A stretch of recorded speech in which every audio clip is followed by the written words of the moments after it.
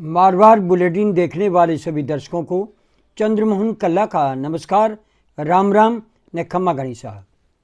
चुनाव प्रचार थम चुका है और प्रत्याशी डोर टू डोर जनसंपर्क में जुटे हुए हैं। मुख्यमंत्री अशोक गहलोत आज अपने शहर में थे। अब हम आपको ये बता दें कि जो बयानबाजी इस समय जनप्रतिनिधियों ने जो की है उसको लेकर के एक बयान सामने आया है। मुख्यमंत्री अशोक गहलोत ने आज जयपुर में प्रेस कॉन्फ्रेंस करते हुए बताया कि जब वे गुजरात के प्रभारी थे तो वहाँ पर प्रधानमंत्री नरेंद्र मोदी ने कहा था कि मैं ओबीसी से हूँ और मुझे नीच कह दिया गया, जबकि किसी ने नीच कहा नहीं था और उन्होंने एक ऐसा माहौल बना दिया था। साथ में उन्होंने ये भी कहा, एक मारवाड़ी गुजरात में आया है और आपसे वोट मांग रहा है।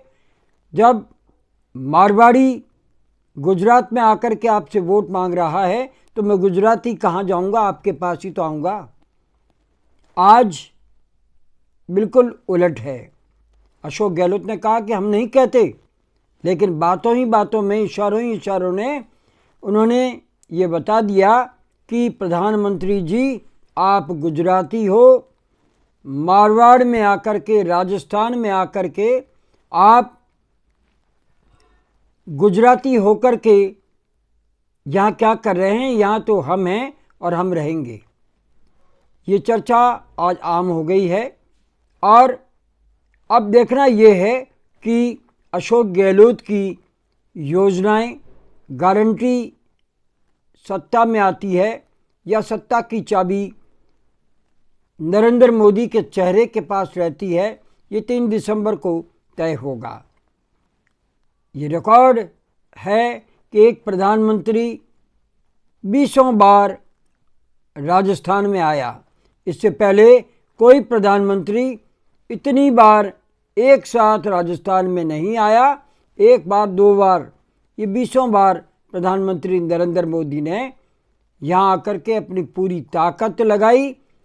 वरना भारतीय जनता पार्टी बिखरी हुई थी, उन्होंने इसे एक धागे में पिरोने की कोशिश भर की है, लेकिन वसुंधरा राजे गुट अंदरूनी जो काम कर रहा है वो 3 दिसंबर को पता चलेगा।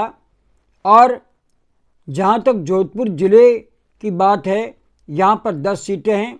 गई बार कांग्रेस को 7 सीटें मिली थी और इस बार भी आकलन यही किया जा रहा है कि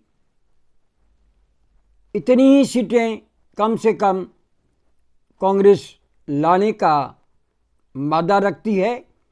और मुख्यमंत्री अशोक गहलोत की गारंटी योजनाएं अगर हिट चली गई और यहाँ की जनता ने इसे स्वीकार कर लिया, अगर कर्मचारियों ने ओल्ड पेंशन योजना को स्वीकार कर लिया, तो ये मान करके चलिए कि 10 में से 10 सीटें भी कांग्रेस यहाँ ले जाए तो कोई अतिशयोक्ति नहीं होगी, क्योंकि भारतीय जनता पार्टी नरेंद्र मोदी की आवाज़ के दम पर चल रही है।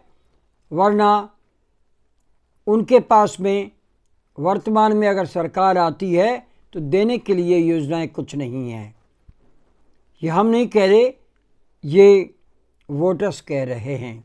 आज जोधपुर में सभी प्रत्याशियों ने अपना पूरा दम लगाया है और अपील रहेगी हमारी जनता से, मतदाताओं से, कि वे 25 नवंबर को ज़्यादा से ज़्यादा मतदान करके ऐसे लोकतंत्र के प्रहरी को जयपुर भेजें जो आपकी आवाज़ को उठा सके। आज बस इतना ही। अगला समाचार बुलेटिन लेकर फिर हाजिर होंगे और हाजिर होने से पहले हम ये जानना चाहते हैं कि आपको ये चैनल कैसा लगता है। अगर आपको ये चैनल पसंद है तो इसे सब्सक्राइब करें, लाइक करें और शेयर करें।